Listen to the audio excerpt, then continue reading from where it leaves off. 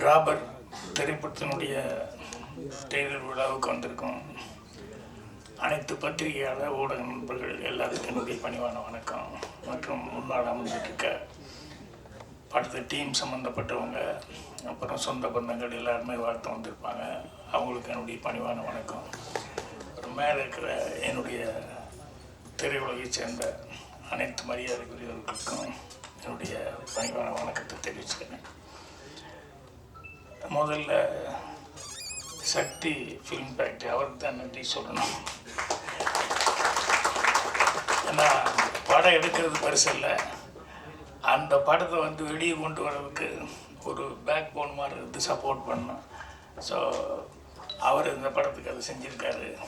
So முதல் தயாரிப்பாளருக்கு அவர் இந்த அளவுக்கு செஞ்சது எனக்கு ரொம்ப சந்தோஷமாக இருக்குது. அவருக்கு நன்றி தெரிவிச்சுக்கிறேன். என்னை விட சாந்தனுக்கு தான் நல்ல பழக்கம். அவர் நான் எங்கே இப்படி ஃபங்க்ஷனில் தான் பார்த்துக்கிறேன், மற்றபடி சாந்தன் தான் கோயம்புத்தூரில் அப்பப்போ மீட் பண்ணி உட்காந்து நன்றி. அதுக்கப்புறம் கவிதாலேருந்து தான் ஆரம்பிக்கணும். கவிதா எனக்கு உண்மையிலே ஆச்சரியமாக இருந்தது. என்னென்னா அவர் தமிழ் நான் எப்போவுமே ரொம்ப ரசித்து கவிதை எப்போ தொகுத்து உலகனாலும் அதை சொல்லிக்கிட்டே இருப்பேன். எல்லா இதுலேயும் நம்மக்கிட்ட இல்லாத ஒன்று ரொம்ப சிறப்பாக அவங்க பேசுகிறாங்க.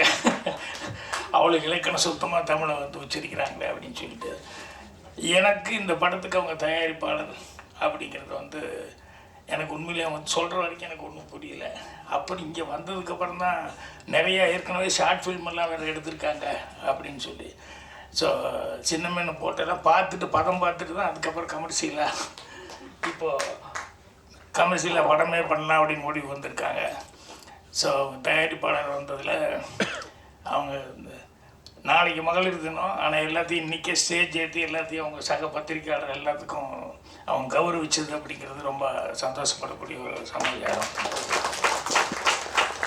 அதுக்கு வாழ்த்து தெரிவிச்சுன்னா அப்புறம் மூத்த பத்திரிகையாளர், ஆனால் எனக்கு ரொம்ப பாசத்தோடு நட்பாக பழகிற செல்வம் சார், அவரை இது ஃபஸ்ட் டைம் பிஆர்ஓ அப்படின்னு சொல்லியிருக்காங்க. அது எனக்கு ரொம்ப மனசுக்கு நிறைவாக இருந்தது.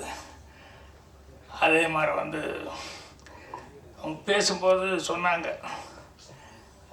நல்லா பேசுவாங்க. நல்லா பேசும்போது சொன்னாங்க, பாக்யராஜ் சார் அதுக்கு ஃபைட்டுக்கு போகக்கூடாது, நீங்கள் டான்ஸ் நினச்சிட்டு போகக்கூடாது, நீங்கள் நடிப்பு நினச்சிட்டு போகக்கூடாது நீங்கள் அப்படின்ட்டு ஒன்லி கதை தான் அப்படின்னா இது எல்லாமே ஒரு மைனஸு அப்படிங்கிறத சொல்லாமல் சொல்லி கதையை மட்டுமே நினச்சிட்டு வாங்க அப்படின்னு சொல்லி எனக்கு பிரமாதமாக ஒரு வாழ்த்துப்பட்டு வாய்ச்சாங்க.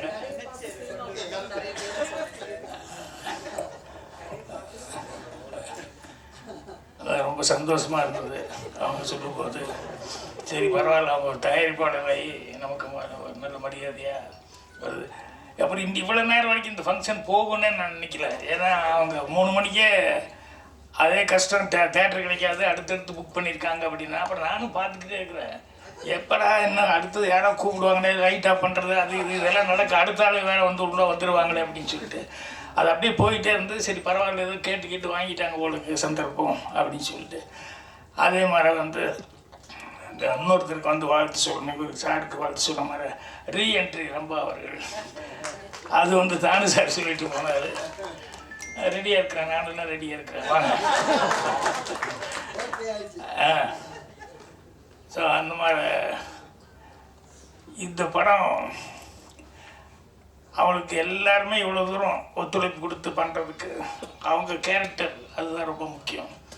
அது எனக்கு அவங்க கேரக்டர் எத்தனை பேர் பத்திரிக்கையாளர்லேருந்து எல்லாருமே சக நண்பர்கள் எவ்வளோ பேர் சும்மா ஒருத்தர் முன்னுக்கு வர முடியாது. எல்லோரும் ஆணுக்கு பின்னால் தான் பெண்ணுமாக, இந்த பெண்ணுக்கு பின்னால் பல ஆண்கள் இருக்கிறாங்க நிறைய பேர். அவங்க எல்லாருமே நல்ல விதத்தில் சப்போர்ட் பண்ணியிருக்காங்க. அது எனக்கு ரொம்ப சந்தோஷமாக இருக்குது. அப்புறம் இன்னொருத்தர் இவங்க பிரதர் கார்த்திக், எனக்கு பொறாமையாக இருந்தது. இவர் அவரை சொல்ல, அவரை உடனே கூப்பிட இது பண்ண அப்படின்னு உட்காரு.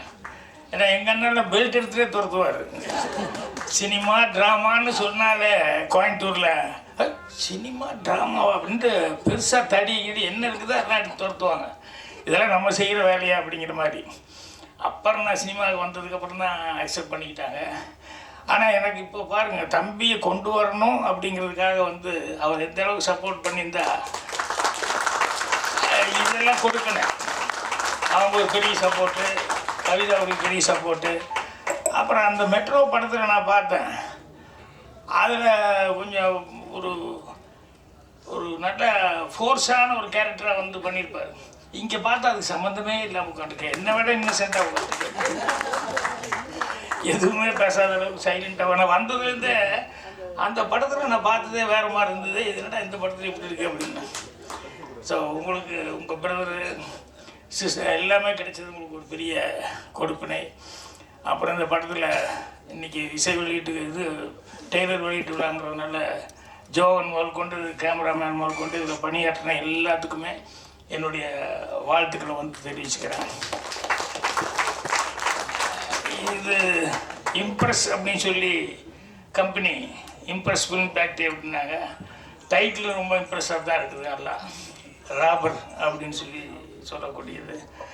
என்னென்னா திருடன் அப்படின்னு சொல்லும்போது எனக்கு வரும்போது அப்படி யோசிச்சுக்கிட்டே வந்தேன். எனக்கு பிடிச்ச சில திருட்டு விஷயங்கள்லாம் ரொம்ப நான் ரசித்த விஷயங்கள். அது சிவாஜி சார் நடித்தது ஒரு படம் இருக்கும். ஒரு ஆள் வர்றான், நகை பணமெல்லாம் எடுத்துகிட்டு வர்றான், அதை திருடணும், நாளைக்கு ஏதாவது நைட் டைமில் போய் எல்லாம் திருடலாம் அப்படின்னு சொல்லும்போது, இல்லை காலையில் 10:30 மணிக்கு தான் நான் எடுத்துகிட்டு கடைக்கு வர்றேன், 10:30 மணிக்கே திருடிடலாம், இங்கே ரோட்லேயே வச்சு திருடிடலாம் அப்படின்னு. இந்த ரோட்டில் வச்சு எப்படி திருடுவா அப்படின்னா, ஒன்றில் ஒரு கேமரா மட்டும் கொண்டு வாங்க அப்படின்னு சொல்லிட்டு 2 ஆளுகளை ஒன்று கூட கொடுங்க அப்படின்னு சொல்லிட்டு அந்த சேட்டு வரும்போது இவர் உணர்ந்து கேமராவெல்லாம் வச்சு ரெடியாக 10 மணிக்கு வெயிட் பண்ணுவாங்க.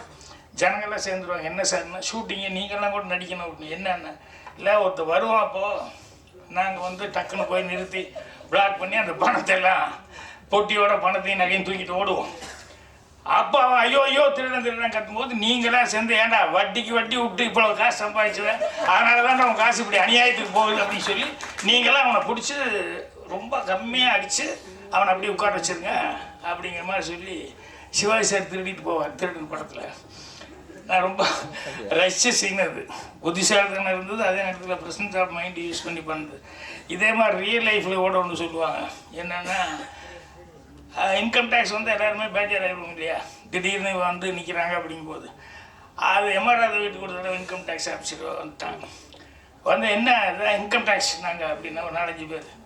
உடனே எம்ஆர்ஆர் வெளியே வந்து ஐயையோ ஐயோன்னு கத்தினார். வீதியில் எல்லாம் எம்ஆர்ஆர் ரோட்டில் வந்து ஐயோன்னு கத்தி, என் வீட்டுக்குள்ளே திருடம் வந்துட்டு என்னை கத்தியை காப்பிட்டு மிரட்டுறா, நீங்கள் தான் காப்பாற்றணும் ஜாங்க. நம்ம எம்ஆர்ஆர் வீட்டில் உடனே எல்லாம் புந்து அடி. இன்கம் டேக்ஸ் எனக்கு அடி விழுந்துருக்கு, இவரை போட்டி படிக்கிற என்னென்னலாம் வச்சுருக்காரு அதெல்லாம் பத்திரமா காரில் எடுத்து வச்சு சேஃப்டியாக கொண்டு போயிட்டாரு. அன்னைக்கு இன்கம் டேக்ஸ் அன்னைக்கு தான், அதுலேருந்து தான் போலீஸ் இல்லாமல் எந்த வீட்டுக்கும் இன்கம் டேக்ஸ் கேட்கக்கூடாதுன்னு அன்னையிலேருந்து தான் போலீஸே வந்து இது பண்ண ஆரம்பித்தாங்க அப்படின்னா. அந்த மாதிரி திருடர்கள் அப்படின்னு சொன்னோம்னா அதுக்கு ஒரு பிரெயின் வேணும், வித்தியாசமாக என்ன திருடலாம் அப்படின்னு சொல்லிட்டு. இப்போ நானே நினச்சி பார்த்துக்குவேன். என்னென்னா இந்த முதல்ல திருடவன் வந்து அவன் கெட்டிக்காரத்தனம், என்ன எவ்வளோ சேஃப்டியாக வைக்க முடியுமோ எல்லாமே சேஃப்டியாக வச்சுருப்பாங்க. ஆனால் இவன் மைண்டு வந்து ரொம்ப பிரமாதமாக அதை யூஸ் பண்ணி எப்படா அதை திருடிட்டு போகிறது அப்படின்னு சொல்லிட்டு ரொம்ப பிளான் பண்ணி கரெக்டாக போய் இவன் வந்து அடிச்சுட்டு போயிடுவான். அப்புறம் போலீஸ்காரன் வருவான். அவன் வந்து எப்படி நின்று பார்ப்பான், எந்த வழியாக உள்ளே வந்திருக்க முடியும், எப்படி வந்திருக்கணும், ரேகையெல்லாம் போகிறதுக்கு முன்னாடியே அது பழக்கமானவனா இல்லை புதுசாக திருடுனவனா அப்படின்னு சொல்லி பார்த்துட்டு இவனை வந்து போலீஸ்காரன் வந்து கரெக்டாக அவன் ரூட்டை கண்டுபிடிச்சி இவன் போய் அரெஸ்ட் பண்ணுவான். ஸோ அது இதை விட பெரிய திருடுறவனை விட பிரெயினுங்கிறது வந்து போலீஸ்காரனுக்கு. அதுக்கப்புறம் இது கோர்ட்டுக்கு வரும். அது லாயர் கேட்டுக்குவார். கேட்டு என்னென்னா அவன் திருடினேன் அப்படின்னா ஓகே. அப்புறம் போலீஸ் இப்படி பிடிச்சாங்க, இல்லை மர்டர் கேஸ் ஏதோ ஒன்றை பிடிச்சாங்க. உடனே அந்த லாயர் இவன் இப்படி திருடினா போலீஸ் இப்படி கேஸ் போட்டிருப்பான், இவன் இப்படி பண்ணியிருப்பான் அப்படி பண்ணிப்பான், ரெண்டையும் கேட்டுட்டு இப்படி நடக்கவே இல்லை அப்படின்னு சொல்லிட்டு அந்த கேஸே உல்ட்டா பண்ணி விட்டுருவாங்க. சில நேரங்களில் அந்த லாயரு பண்ணுறது இருக்க இந்த திருட மூளையை விட போலீஸ்காரை விட அவங்க இன்னும் கிரிமினல் மூளை. லாயருக்கு தப்பாக நினச்சக்கூடாது, ஜெயிச்சுக்கிறதுக்காக சொல்லுவார். என்னென்னா ஒருத்தர் திருடிட்டான், இது அருவாள் வெட்டிட்டான்னு சொன்னோடனே கைப்பிடியாக பிடிச்சிட்டாங்க, அருவாள்லாம் இருக்குது. அப்புறம் அவங்கக்கிட்ட போய் கேட்கும்போது வந்து எனக்கு எவ்வளோ பணம் கொடுக்குறீங்க அப்படின்னு லாயர் கேட்டார். அவர் 5 லட்சம் கொடுத்தா நீங்கள் கைப்பிடியே பிடிச்சிட்டாங்க, இப்படி காப்பாற்றணும். நான் காப்பாற்றுறியா, நீ நானே காப்பாற்றிடுறேன், நான் வெளியே கொண்டு வந்துடுறேன், ஒரு 5 லட்சம் கொடுக்குறியா 10 லட்சம் கொடுக்குறியான்னு சொல்லி பேசிட்டாரு. அப்புறம் போனார். அடுத்த நாள் வந்து என்னென்னா கோர்ட்டில் வந்து கூப்பிட்டு இது மாதிரி அறுவாள் வெட்டின அறுவாள் பார்த்தவங்களாம் இருக்காங்க, வெட்டின அறுவாள் இருக்குது அப்படின்னு உடனே இந்த லாயர் அறுவாளுக்கு வெட்டின அறுவாளில் கத்தி இருக்காது, ரத்தம் இருக்குது, எல்லாம் ஓகே யுவர் ஆனர், அதை போய் அந்த அறுவாளை எடுத்துகிட்டு போய் கொஞ்ச நேரத்துலேயே அந்த ஃபாரன்சிக் மாதிரி ஆளுங்க இருப்பாங்க இல்லையா, இந்த பிளட்டை செக் பண்ணி அதை முதல்ல செக் பண்ணிட்டு வர சொல்லுங்க. அதை போய் செக் பண்ணிட்டு வந்து அது ஆட்டு ரத்தம் அப்படின்ட்டாங்க. என்னன்னா இவர் முதல் நாளே போலீஸில் போய் ஆளை பிடிச்சி அவனுக்கு ஒரு 1 லட்ச ரூபாய் கொடுத்து அந்த அறுவாடை வாங்கிட்டு வந்து அதை போய் க்ளீன் பண்ணி நல்லா இப்படி கரெக்ட் பண்ணிவிட்டு ஆட்டு ரத்தத்தை எடுத்து அதில் பூசிட்டு கொண்டு வந்து சட்டமெல்லாம் மறுபடியும் உள்ளே வைக்க சொல்லிட்டார். ஸோ லாயருடைய புத்திசாலித்தனை எப்படிங்கிறது பாருங்கள். அது எப்படி எடுத்துக்கலாம், கிரிமினல் மைண்டு எடுத்துக்கலாம், புத்திசாலித்தனமான மைண்டு எடுத்துக்கலாம். ஆனால் இது போலீஸ் திருடன் தாண்டினது போலீஸுடைய மைண்டு, போலீஸை தாண்டி லாயர்னுடைய ஒரு மைண்டு. இது எல்லாத்தோட மோசமான ஒரு மைண்டு இருக்குது, ரொம்ப கிரிமினலான மைண்டு. அவங்க யாருன்னா ரைட்டர், நம்ம அனந்த கிருஷ்ண மாதிரி என்ன மாதிரி என்ன அப்படின்னா இது எல்லாத்தையும் கிரியேட் பண்ணுறது யார்? ஒரு கதைக்கு வேணும்னா திருடன் நம்ம தான் கிரியேட் பண்ணணும். அது எப்படி போலீஸ்காரர் கண்டுபிடிக்கிறான் அப்படிங்கிறதையும் நம்ம தான் கிரியேட் பண்ணணும். லாயர் கேரக்டர் வந்ததுனால அது உடைக்கிறதுக்கு லாயருக்கு உண்டான மூளை, அதுக்கு உண்டான டைலாக் அதெல்லாம் போடுறது நம்ம தான் பண்ணணும். இத்தனையும் பண்ணி அதுக்கப்புறமா தான் வந்து ரைட்டருங்கிறவங்க வந்து பேர் வாங்க முடியும். ஸோ சினிமாவில் வந்து ரைட்டர் அப்படின்னு சொல்லும்போது அனந்த கிருஷ்ணன் அவர்கள் அந்த ஃபஸ்ட்டு படம் நான் அது பார்த்தேன். அதில் வந்து அந்த கிரைம் நான் எடுக்கிற படம் வேறு, நான் பார்க்குற படம் வேறு. என் லைப்ரரிக்காரனை சொல்லுவான் பூர்ணிமா கிட்ட, எங்கள் சம்மந்தமே இல்லை சார், எப்போ பாரு கத்தி துப்பாக்கி இது இருக்கிற படமாக எடுத்துகிட்டு போகிறாரு, ஆனால் அவர் எடுக்கிற படத்தில் அதெல்லாம் வர்றதே இல்லையே அப்படின்ட்டு. எனக்கு சினிமா பார்க்குறதுனா ஃபைட்டு இதெல்லாம் இருந்தது தான் எனக்கு பிடிக்கும். ஸோ அந்த மாதிரி நான் படம் பார்க்குறேன். ஆனால் இவர் அனந்த கிருஷ்ணன் அந்த ஃபஸ்ட்டு படம் செய்யும்போது பார்த்தா அதில் வந்து பிளானிங்கு அதெல்லாம் பண்ணுறது, அதை எப்படி கண்டுபிடிக்கிறாங்க அப்படிங்கிறதெல்லாம் வந்து ரொம்ப அழகாக பண்ணியிருந்தார். இப்போது சினிமாவில் வந்து ஒரே ஒரு விஷயந்தான், ஒன்று ஏதாவது புதுசாக ஒரு விஷயம் சொல்லணும், இல்லைன்னா சொல்கிற விஷயம் வந்து சொல்கிற விதம் இருக்குல்ல அது புதுசாக இருக்கணும். இந்த ரெண்டில் ஏதாவது ஒன்று இருக்கணும். இதை விட்டு வேறு ஒன்றும் பண்ணவே முடியாது. ஸோ புதுசாக கிடைக்கலன்னா கூட சொல்கிற விதம் வந்து புதுசாக இருக்கிற மாதிரி பார்த்துக்கணும்.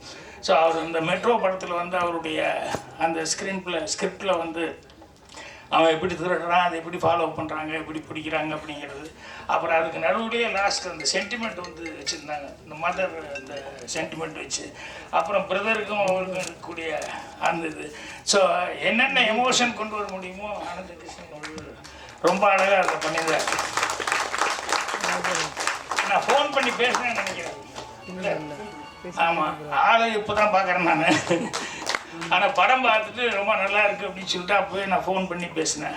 ஸோ இதில் வந்து இப்போ ராபர் அப்படின்னு சொல்லி டைட்டில் வச்சுருக்காருங்க போது நிச்சயமாக நிறையா ராபர் சம்மந்தப்பட்ட விஷயங்கள்ல அதில் என்னென்னா சுவாரஸ்யம் வந்து அதிகமாக இருக்கும். ஏன்னா இந்த திருடுறவன் எப்படி திருடுறான் அப்படிங்கிறது, போலீஸ்காரன் எப்படி போய் பிடிக்கிறான் அப்படிங்கிறது எல்லாமே அது மூளைக்கு வந்து வேலை கொடுக்குற மாதிரி அந்த க்ரைமில் வந்து எதுவுமே நல்லா இருக்கும். ஸோ இந்த படம் ராபர் அப்படின்னு சொல்லி இந்த டைட்டில் வந்து ஒன்றுமே எனக்கு ஸ்கிரிப்ட் வந்து வித்தியாசமாக பண்ணியிருப்பார் அப்படின்ட்டு. அதுக்கப்புறம் அனந்த கிருஷ்ணனுக்கு ஸ்பெஷலாக ஒரு நன்றி சொல்லணும். என்னன்னா அவருடைய அசிஸ்டண்ட்டுக்கு படம் கொடுத்து இந்த படத்தை டைரக்ட் பண்ணி வச்சுருக்காங்க. அது பெரும்பாலும் அப்படிலாம் நடக்கிறது கொஞ்சம் கஷ்டமாக இருக்கும், அந்த மாதிரிலாம் நடக்காது. ஆனால் அவர் வந்து உதவியாளருக்காக வந்து ஒரு படம் பண்ணணும்னு சொல்லி அதை வந்து ஓகே அப்படின்னு சொல்லி கவிதா அவர்களும் அக்செப்ட் பண்ணிக்கிட்டு அவங்க வந்து படம் ப்ரொடியூஸ் பண்ணது அப்படிங்கிறது வந்து அதான் அந்த அண்டர்ஸ்டாண்டிங் அப்படிங்கிறது வந்து அவர் எந்த அளவுக்கு இவர்கிட்ட சென்சியராக ஒர்க் பண்ணிட்டு இருந்தால் இவர் இந்த அளவுக்கு அவருக்கு ஒரு வாய்ப்பு கொடுத்துருப்பார் அப்படிங்கும்போது அது மனசுக்கு சந்தோஷமாக இருக்குது. இது வந்து ஒரு ஆரோக்கியமான விஷயம் சினிமாவில். இப்போ நானே வந்து பார்த்திபன் தான் நான் தான் பூஜை போட்டேன் ஃபஸ்ட்டு. அப்புறம் வேறு சில காரணங்கள்னால படம் வந்து செய்ய முடியாமல் போச்சு. அப்புறம் பார்த்திபனுக்கு அப்புறம் பாண்டியராஜனே என்னோடய பேனரில் வந்து அவனும் நானே ஸ்கிரிப்ட் எழுதி கொடுத்தேன். ஒரு 2-3 படம் பார்த்திபன், தாய் குடும்பமே, கபடி இதெல்லாம் வந்து எப்போ சும்மா இருக்கும்போது யோசிச்சு வைப்போம். அப்புறம் கொஞ்சம் தள்ளி வந்துருச்சுன்னு வச்சுக்கோங்களேன், இனி போய் நம்ம லவ் பண்ணிட்டு இருந்தால் நல்லா இருக்காது. இந்த ஒரு ஏஜ் தாண்டியாச்சுன்னா இப்போவும் போய் லவ்னு சொல்லிட்டு தான் நல்லா இருக்காது அப்படின்னு சொல்லும்போது அப்போ பாண்டியராஜன் இவங்கெல்லாம் வரும்போது சரி இந்த கதை நீ பண்ணுறா இது நல்லா வரும் அப்படிங்கிற மாதிரி சொல்லிடுவோம். ஸோ அந்த மாதிரி அசிஸ்டண்ட்டுக்குள்ளே ஒரு நல்ல அண்டர்ஸ்டாண்டிங் அப்படிங்கிறது வந்து இருக்கணும் டைரக்டருக்கு அசிஸ்டண்ட்டுக்குள்ளே. ஸோ இந்த ஸ்கிரிப்டை பொறுத்த வரைக்கும் அவர் வந்து தன்னுடைய அசிஸ்டண்ட்டுக்காக வந்து ஒரு படத்தை பண்ணி அவரே வந்து சான்ஸ் கொடுத்தது மட்டும் இல்லாமல் அவரே ப்ரொடியூஸ் பண்ணியிருக்காகும் போது எந்த அளவுக்கு அவர் நம்பிக்கை வச்சுருக்காரு அப்படிங்கிறது ரொம்ப ரொம்ப சந்தோஷமாக இருக்குது. ஸோ கவிதா அவர்களுக்கும் சரி, ஆனந்த கிருஷ்ணன் அவர்களுக்கும் சரி, தயாரிப்பாளரும் அவங்க தயாரிப்பாளருக்கு முறையில் அவங்க சக்ஸஸ் ஆகணும். அவங்க குடும்பத்தில் எல்லாருமே வந்து வாழ்த்து சொன்னதுங்கிறது ரொம்ப சந்தோஷமாக இருக்குது. ஸோ படத்தினுடைய வெற்றி விழாவில் மீண்டும் எல்லா அந்த குடும்ப சகிதமாக எல்லாருமே கலந்துக்கிட்டு இதே சந்தோஷத்தை பகிர்ந்துக்கணும்னு சொல்லி என்னுடைய வாழ்த்துக்கள் தெரிவிச்சுக்கிறேன். நன்றி. பேசிட்டாங்களா?